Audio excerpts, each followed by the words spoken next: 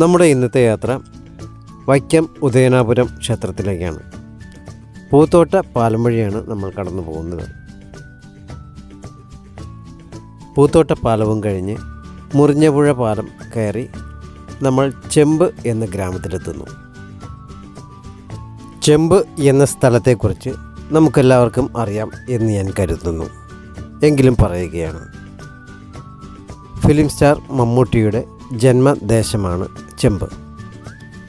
ചെമ്പ് പോസ്റ്റ് ഓഫീസിൽ നിന്നും നേരെ പടിഞ്ഞാട്ടുള്ള വഴിയിലൂടെ നമ്മൾ കായലോരത്തിലേക്കാണ് ആദ്യം പോകുന്നത്. ഇപ്പോൾ നമ്മൾ എത്തി നിൽക്കുന്നത് കായലോരത്തിന് തൊട്ടടുത്താണ്. ഇതുവരെ ആരും പോയിട്ടില്ലാത്ത ഒരു വ്യൂ പോയിന്റിലേക്കാണ് നമ്മൾ പോകുന്നത്.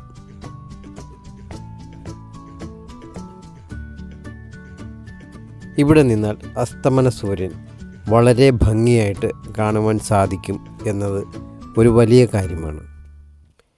ഈ പ്രായമായ മനുഷ്യൻ വരുന്ന വഴിയിലൂടെയാണ് കായലോരത്തേക്ക് പോകുന്നത്. നമുക്കവിടേക്ക് ഒന്ന് ചെല്ലാം. ഇവിടെ ഒരു പ്രത്യേകതയുള്ളത്, ഈ കായലോരത്തിന് സൈഡിലുള്ള പല ആളുകളും, ഭൂരിഭാഗം ആളുകളും മത്സ്യബന്ധനമാണ് അവരുടെ ഉപജീവന മാർഗം.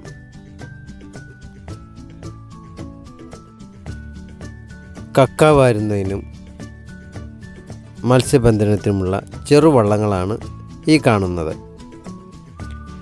രാത്രിയിലാണ് മത്സ്യബന്ധനം സാധാരണ നടത്തുന്നത്. ഈ വള്ളങ്ങൾ കിടക്കുന്നതിൻ്റെ അപ്പുറത്ത് കുടുംബശ്രീയുടെ മത്സ്യകൃഷിയും നടത്തി വരുന്നു.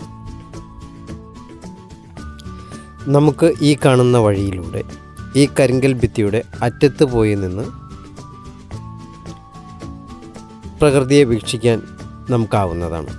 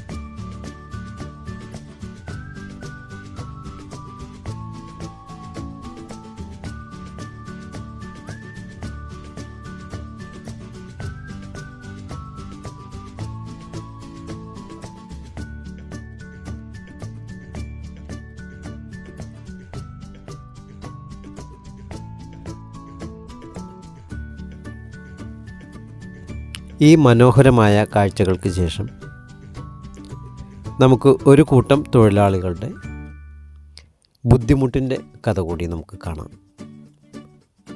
കുടുംബം പുലർത്തുവാനായി കഷ്ടപ്പെടുന്ന ഒരു കൂട്ടം തൊഴിലാളികളാണ് ഇവിടെ കഴിഞ്ഞുകൂടുന്നത്. തുച്ഛമായ വരുമാനം കൊണ്ട് കുടുംബഭാരം ചുമന്ന് നടക്കുന്ന ഒരു കൂട്ടം തൊഴിലാളികൾ.